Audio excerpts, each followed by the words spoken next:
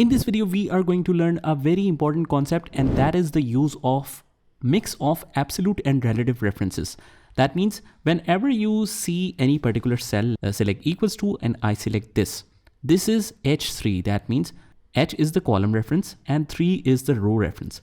But whenever I want to fix this to a particular position so that if I drag down the formula, the cells won't change its position, I just hold the function key and press F4. So this is completely fixed because this $sign acts as a nail. That means it fixed it at this position. So I have added a nail or fixed the column in its position, and I have also fixed the row in its position. Dollar is applied with both, and that's totally fixed. Whenever I drag it, it will always take the same reference because it is fixed in this position.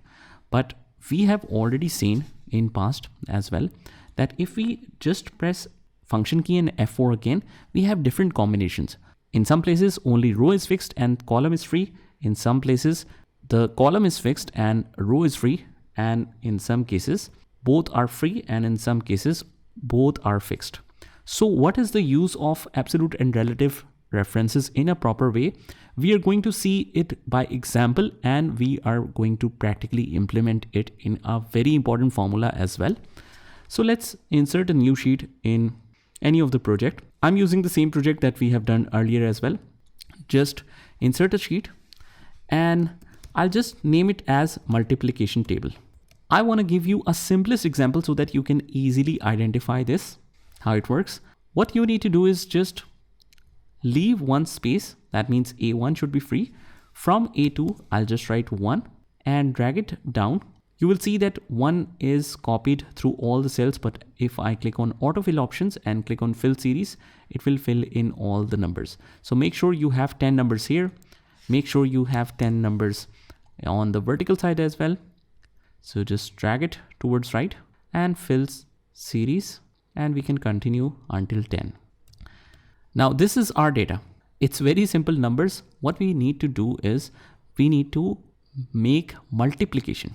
That means 1 multiplied by 1, the answer should reflect here. 1 multiplied by 2, the answer should reflect here. 1 multiplied by 3, the answer should reflect here. But we only need to apply the formula once, and then it should be able to drag in all of the cells and perform all the multiplication in the correct order. So that's how you can easily learn the absolute and relative references concept in a very simple example. Equals to this cell multiply by this cell. That means 1 multiplied by 1 is 1. When we drag this formula towards right, you will notice that it leaves its position. It should be static in the first cell. It should not drag towards right. But when we see above, because 1 multiplied by 1 should be 1, 1 multiplied by 2, that means this should move, and that's correct. But this should not move from its position. So what we'll do is always whenever we identify any problem, we always remove the formula and go to the first formula. Wherever we applied it on the first cell, we will see that whenever we drag towards right, it slips down from its position. That means the column is changing, and I want to fix that. So what we will do is just add a $sign behind the column so that the column should not change. When we drag down, the formula should be for the table of 2. Then formula should be table of 3. That means the row should change, but the column should not change whenever I drag towards right. Here, the condition is opposite. 1 multiplied by 1 is 1. 1 multiplied by 2 is 2. 1 multiplied by 3 is 3. So you can see that 1 is static at this position. That means the column is not changing, but this data keeps on changing. That means here, the column should change, but the row should be static. So column, I'll not put a $sign here, but when we go towards second cell, 2 multiplied by 1 is 2. 2 multiplied by 2 is 4. 2 multiplied by 3 is 6. So this means that whenever I drag the formula down, it's for 2, then it's for 3 table. So this means that the column is changing. So you will notice that for each single table, it is always multiplied by the first row. That means 4 multiplied by 1, 4 multiplied by 2, 4 multiplied by 3. It always doesn't leave this row. all the data is in this row. That means the row should be fixed when I drag it towards down. Let's apply this towards right. 1 2 the 2. Let me just drag it further. And for one table, it's very simple.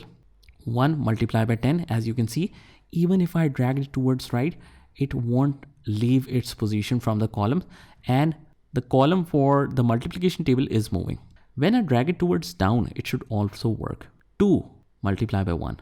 That means when I drag it down, it doesn't allow it to drag the selection to which I'm actually multiplying. It won't allow to go down. That's because the 1 or row number is fixed. Even if I drag it towards right, the column position here, it's not changing, and the row position here is fixed. So that's how it works. And when you are able to identify this, just double click to send it down, and you can do this for all the cells.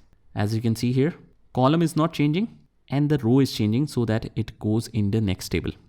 Here, the multiplied by 5 multiplied by 6. So always it should be the first row. So first row is fixed in this position, and the column keeps on changing because we have to multiply it by 5, then by 6, then by 7.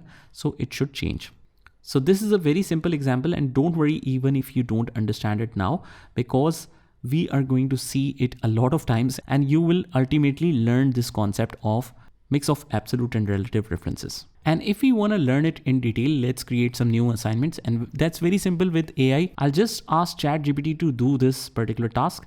Please create a data that shows the grocery products, their prices in text. Also tell me a fixed text percentage. So let's see what it creates. Let me just make it full screen. So as you can see, this Excel sheet is already created. Let me just download this. Let's open this. Even don't need to create a sheet. It automatically creates it for us. So these are all the products. The price is in PKR, but if you want to convert it into dollars, we can do that as well. And the percentage of text is 7.5%. So according to 7.5%, this is the rate. But let's say that we have data in this way that the text is 7.5%, but it's mentioned here. So how will we extract this text now? I'll use equals to price multiplied by text. Price multiplied by text here. But in this example, the price should always be multiplied by text. So the text in its position should be fixed.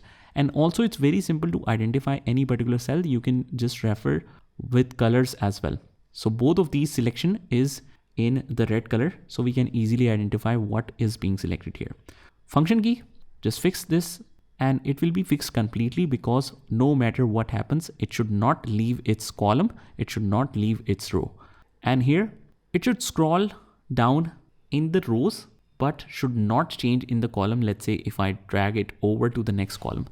So this way I can fix the column if I want to, even if I don't need it in this example. Still we can learn that we can fix the column because we don't want to drag it towards right or leave its column. But in the products down below, it always needs to drag down so that we can find the percentage of text for each separate item. Hit enter. So it's 13.5, double click to send it down, and we see that always the next product is multiplied by the same cell. So that's a perfect example on how you can use the first combination of absolute and relative references. So let's write here 1. And by the way, guys, you will find the sheet with the resources section of this video. So that's another example on how you can use the absolute and relative references. In the next video, we are going to see how we can apply the concept in the sum ifs formula. So just try this by yourself, and I'll see you in the next one.